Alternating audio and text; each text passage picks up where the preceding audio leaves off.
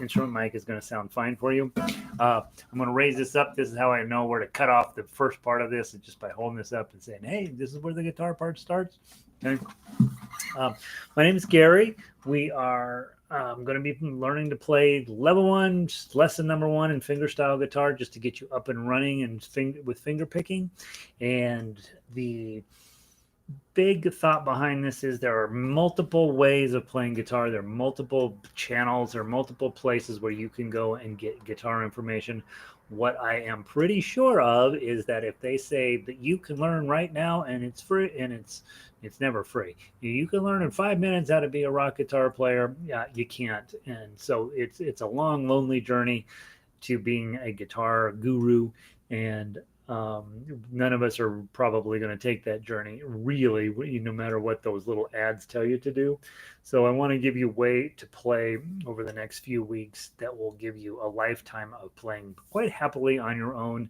And if you decide, hey, I want to become a famous star, you'll have the tools in place to make that happen. I'm not by a long shot a great guitar player, but I am an okay guitar teacher. And hopefully the ideas and thoughts that I have with giving you this type of information will be helpful to you down the road.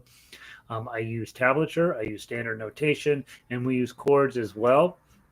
We're going to combine all 3 of those ideas into a playable system that will make you a good guitar player, no matter what level you're at now. And if you're a top level guitar player, hopefully I'm teaching you how to teach somebody else to get started.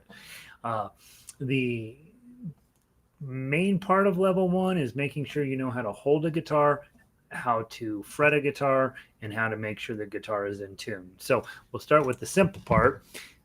If you don't already own one of this, you need to go buy this. Okay, it's called a Snark Super Tight HZ. It is the only tuner that I would recommend. If you have any other way of tuning your guitar, you're making your life harder. So it's the most expensive one you can get on Amazon. That's the one you want. It's Snark, and it's about $17 or something, $18, somewhere in that neighborhood. If you live in Denver, I carry these around by the case and sell them. I don't get paid by Snark. I don't care about the Snark company, but I do care that you're going to make your life so much easier by getting this to the top of line. With that $9 one that came with it, your guitar is no good.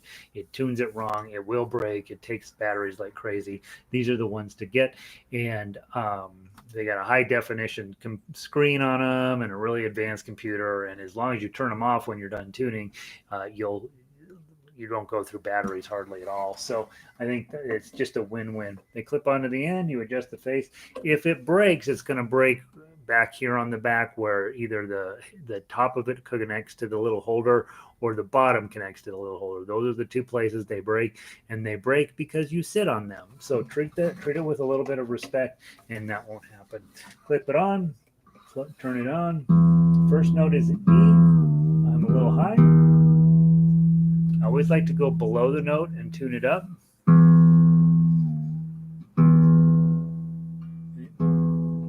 That's what I'm playing for my E.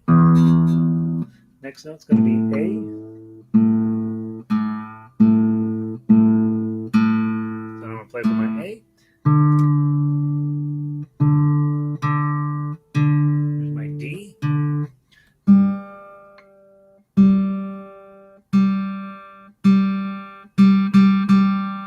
That for G. There's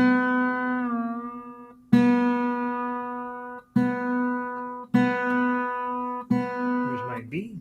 That's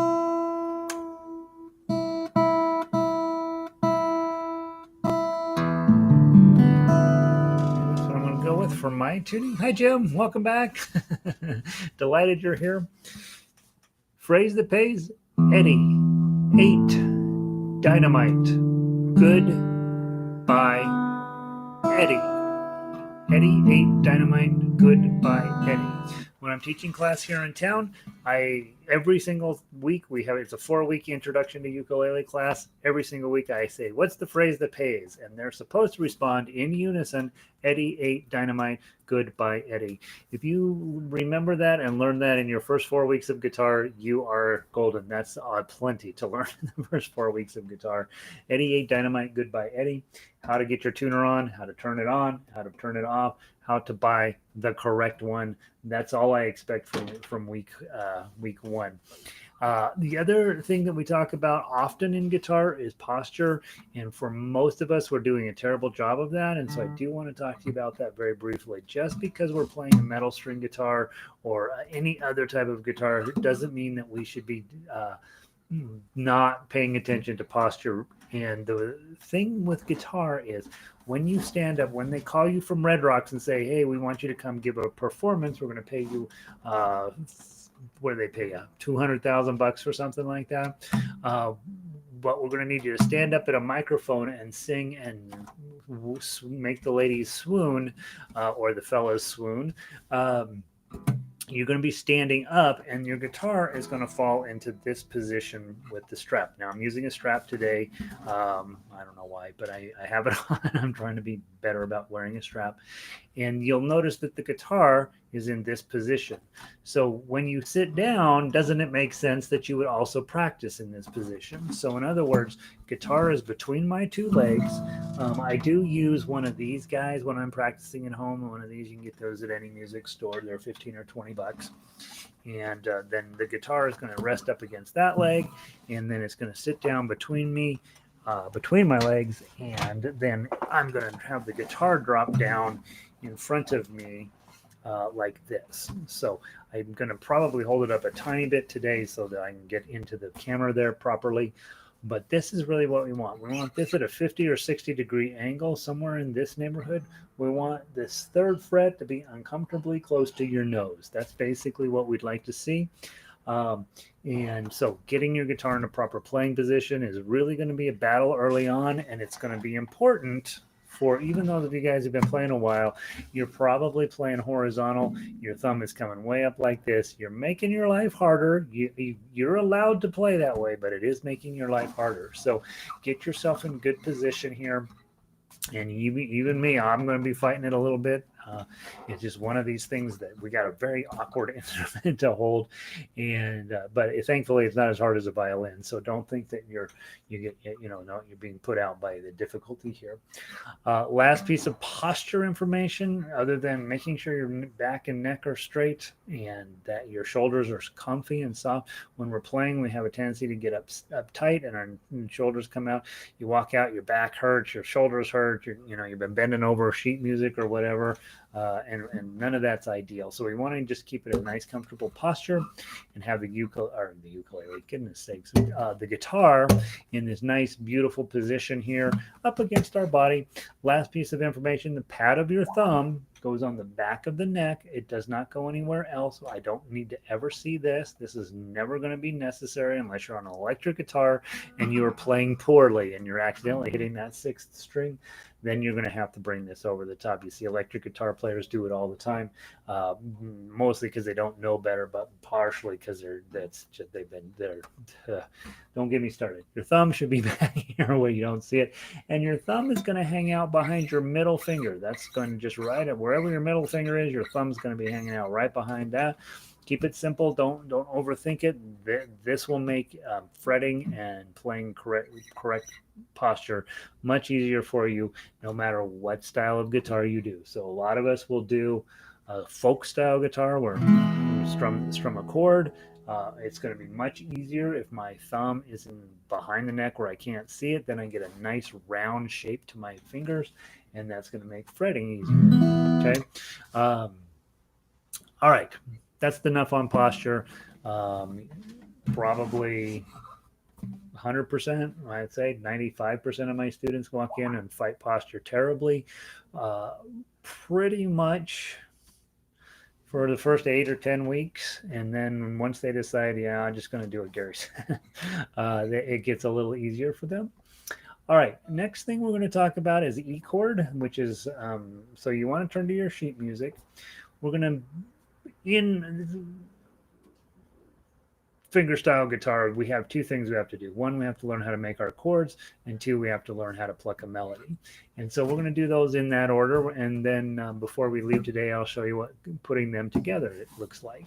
Okay, so the chord we're making today on Brother John is an E chord, index finger, first fret. So the strings are numbered 1, 2, 3, 4, 5, 6. First fret is right here in this space. The bar, you don't want to be on top of the bar. You want to be behind the bar in this case.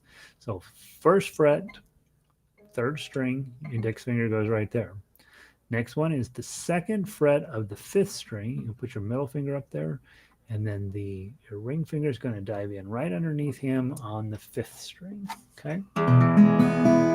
That's what we're going to be making with an E chord. Hopefully that makes sense. With the E chord, you're allowed to strum all 6 strings. Okay. When we strum, thumb down works very good. If you own a pick and you want to play fingerstyle guitar, you should feel real comfortable putting that pick in a trash can, because fingerstyle guitar players just really can't use them. You've got to use all of these 4 fingers simultaneously, and there's just no way to play fingerstyle guitar with a pick. Picks are very useful if you are in a band where you're always the chord player and you need to be loud. Okay, so if you're playing bluegrass and you got to compete against a violin, you're going to need a pick to really pound on your guitar to get the volume out of it. That's where these giant guitar comes from. They needed to make them bigger and louder to keep up with other instruments. And but when you're playing fingerstyle, it's usually just you getting the work done, and you don't need a pick. Also, if you own a capo, go ahead and put it in the case. There will come a point when you're playing with a singer and they can't sing in the key you're working in. So then you start clamping it down until you can find a key that he or she can sing in. But for fingerstyle, we don't use a capo, and we don't need to. So you just leave it in your case. You know you own one, but you don't really use it. Now, got your E chord on. Strumming, I like just using my thumb, but if you're a next level player, if you've been more at this a while, give some thought to using your 4-finger patterns, either all 4 at once, 1, 2, 3, 4, or down on the lower strings, 1, 2, 3, 4, upper strings, 1, 2, 3, 4, splitting it up, lower and thumb on the top, 1, 2, 3, 4, 1, 2, 3, 4. Notice that my hand shape is on a 45-degree angle here. I don't have it lined up in a row on top of each other, but stretched out here so that everybody has room to move. Okay. And also notice all this work is coming from my wrist and not from my elbow. I don't want this. Okay. There's your E chord. I'm about to sing. I'm a crummy singer, so you will just have to accept the fact that I know that, and that we're going to get as close as we can on this. Here we go. Give me 4 beats per measure. You will notice on your paperwork it's divided into there's so many notes, and then a red line, a vertical line, and then so on. Let's just follow along. There's going to be 4 strums between every vertical line. 1, 2, 3, 4. Frère Jacques, dormez-vous, sonnez les matines, ding dang dong to the top. Are you sleeping? Are you sleeping, Brother John? Morning bells are ringing, ding dang dong.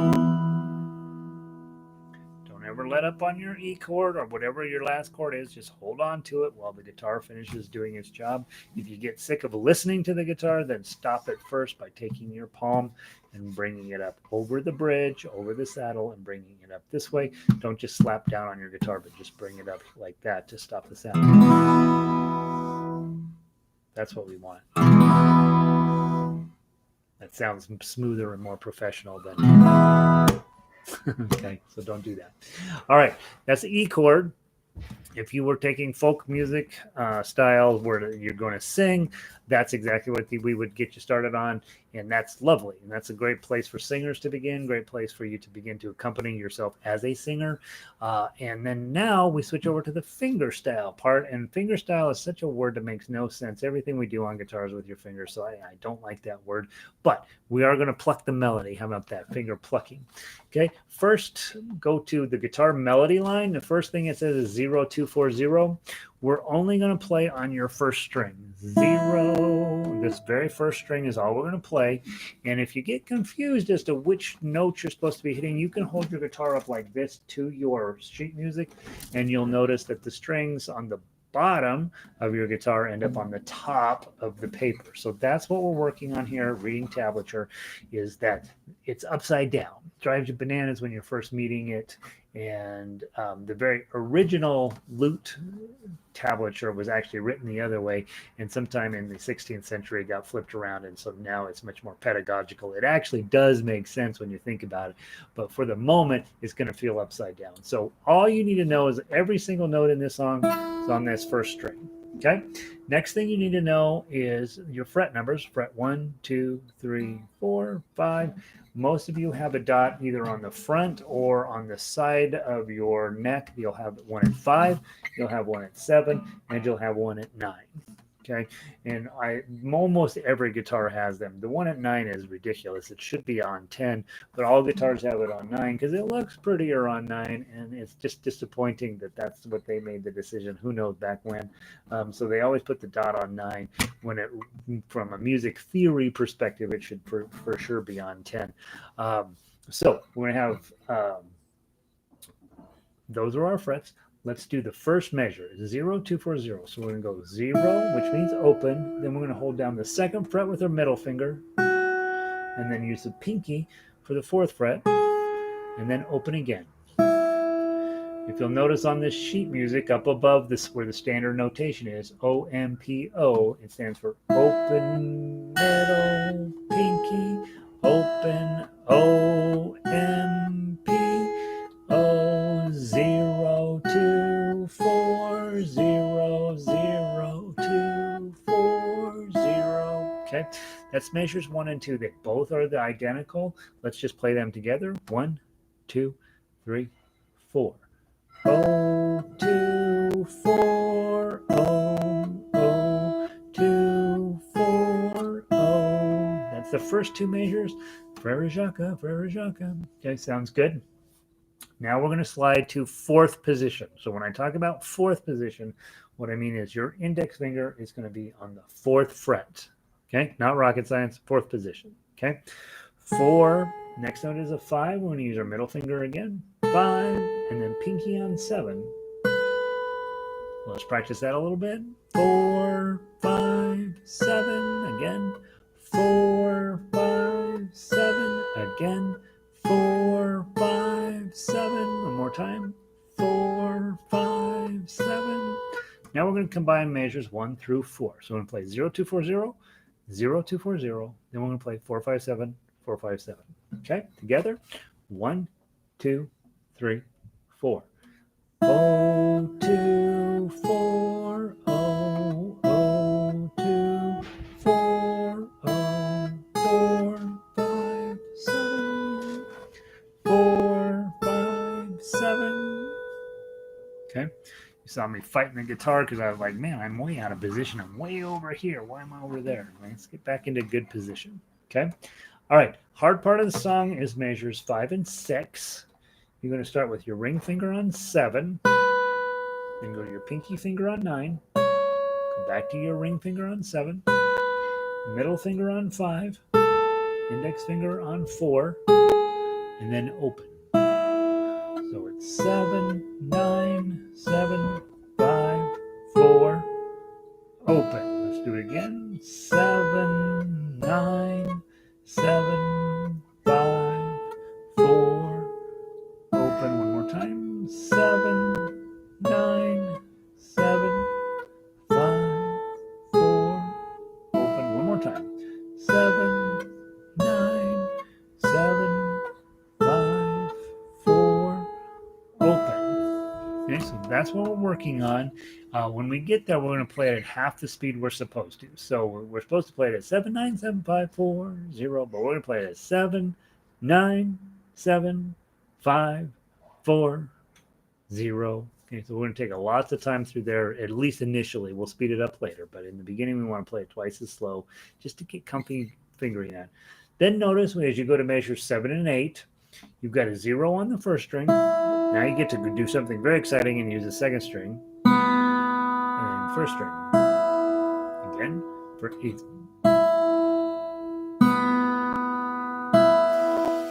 Okay, last piece of musical information. Those of you guys that are working on learning to read sheet music, by the way, you're going to meet guitar players that say, "I don't need no sticking sheet music." Just know that they are holding up they're being ridiculous. Learning to read sheet music will not make you a bad guitar player. Okay, not knowing you can make really great music without sheet music, but knowing how to read it is not going to hurt you a bit. It's going to make you a better player. It will. All right, let's look at when you get to the end of measure 8, you see there's a double bar there with 2 dots. And I wrote on your sheet music, repeat, exclamation point. That means you're going to go take that all the way up to measure 1, where there's a bar going the opposite direction, where you've got the double bar with 2 dots going the other direction. So you're going to play all the way down through 8. Then you're going to turn around, go back up to 1, play down through here again. Now, the second time you come around, you skip measure 8 because that's the first ending. You're going to skip 8 and jump over to 9 and finish up. Okay, I spend most of my time explaining repeats to musicians. So in this case, we're going to play 1 through 8. Then we're going to go back. We're going to play 1 through 7, skip number 8, and play number 9. Okay, we're going to go from the very top. We'll play through it twice, just like it's written. Then we'll take a break, and then about a 1 minute break, and then we'll come back and we'll play it a second time and give you 2 opportunities. If your brain is like, I don't know what he's talking about, just give us a nice E chord, okay? Either way, just to keep yourself playing, right? You know, right now you've got comfy strumming that E chord. I'd like to get you comfy playing the melody. When you are teaching this to somebody, you're going to teach them that chord, and then you're going to play the melody, right? And so then you have a nice duet going on. And then once you're done teaching them the chord and you play the melody, then you teach them how to play melody and you play the chords, and then you have a duet going the other direction. And so this is set up perfectly for you to be whatever you need it to be at any given time. Okay? Right now, I want you to try to play the tablature. 1, 2, 3, 4. 0, 2, 4, 0, 0, 2, 4, 0, 4, 5, 7, 4, 5, 7, half speed, 7, 9, 7, 5, 4, 0, 7, 9, 7, 5, 4, 0, first string, second string, first string, second string, first string to the top. 0, 2, 4, 0, 0, 2, 4, 0, 4, 5, 7, 4, 5, 7, 7, 9, 7, 5, 4, 0, 7, 9, 7, 5, 4, 0, first string, second string, first string, measure 9, first string, second string, first string. Let that ring out until you're sick of it, and then again, slide your hand up from the bridge to get it to stop.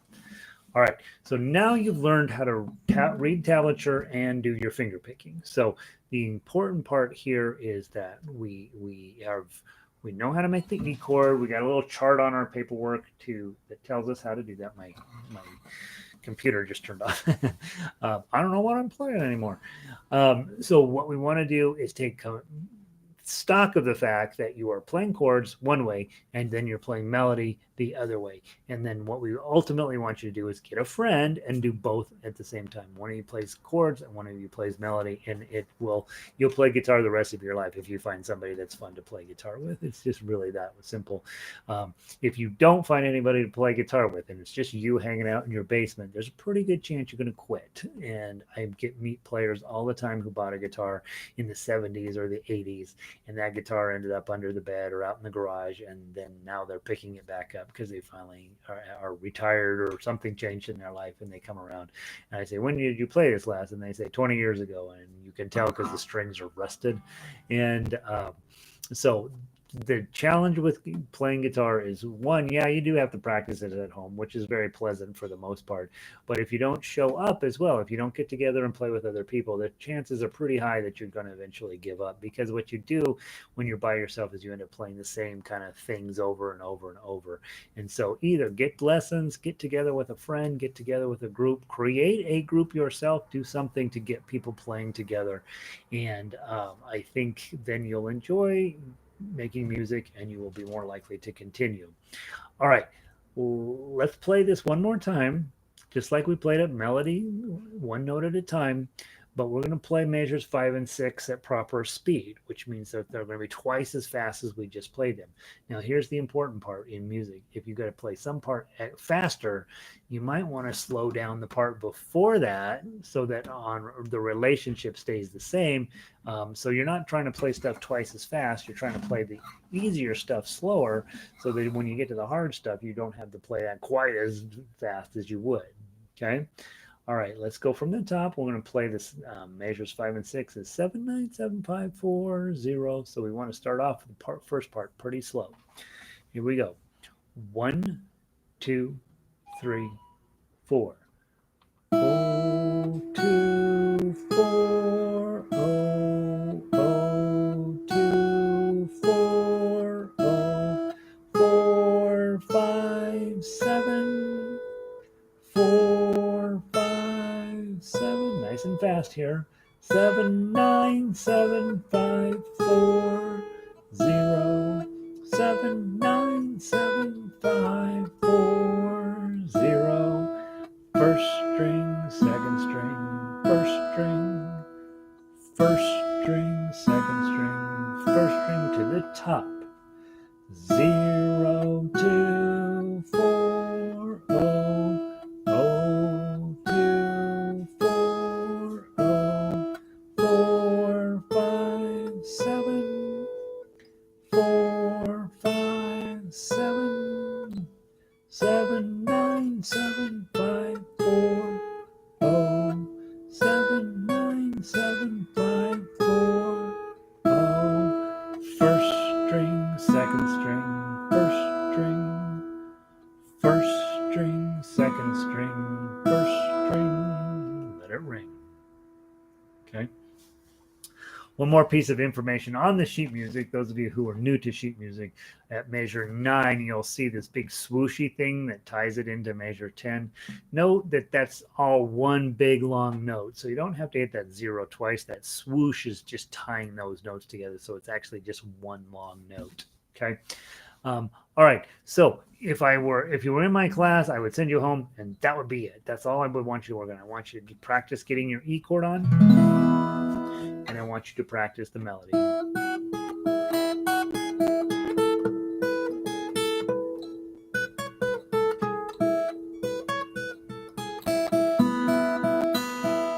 Out of time, just if I can play it fast.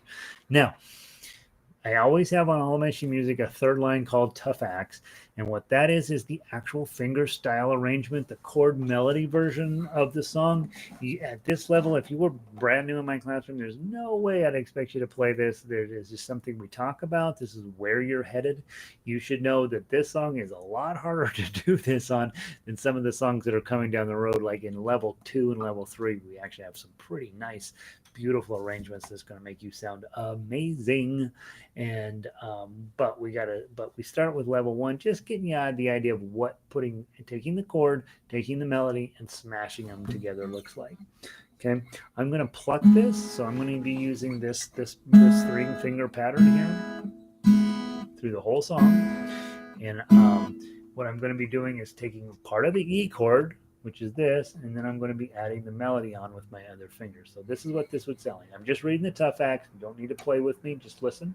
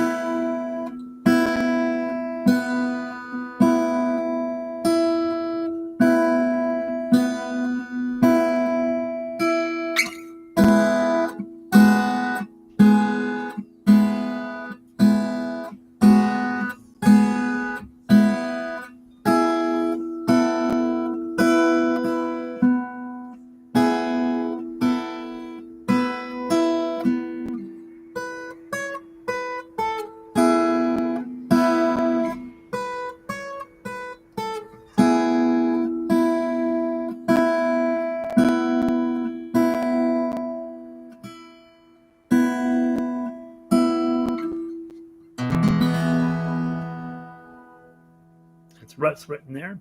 That's what you want to be able to do. Put the chords and the melody together, and you don't even want to be able to do it on level 1, day 1 lesson, but it is something that you will do. And so we just make sure you know what that line is there for, and if you want to mess with it, you can. All right, that's what we do today. A couple of just paperwork items. If you subscribe here, then you don't have to go through the Denver Guitar Orchestra website to find the link. It'll just magically become a live link when we start the class. If you thumbs up, thumbs down, if you're whatever you're thinking about the class, and then a chat box over here if you feel like you need to say something. Guys that logged in, Jim, good to see you. Glad you're here. Brad, thank you for letting me know about the sound. Anybody else that has anything to say, it doesn't matter if you do or not. And then DenverGuitarOrchestra.com will have all of the sheet music posted on a daily basis to what we're working. Levels 1, 2, and 3, they rotate through, so that if you're a newer player, level 1's probably where you're working. If you got your chords in good shape, you'd probably be fine at level 2. And level 3 is where the legit fingerstyle stuff is all sitting. Levels 3, 4, and so on. Those upper levels are where we get into some pretty nice tunes and some pretty nice arrangements. So hopefully that was helpful for you guys today. I hope you have a wonderful Sunday.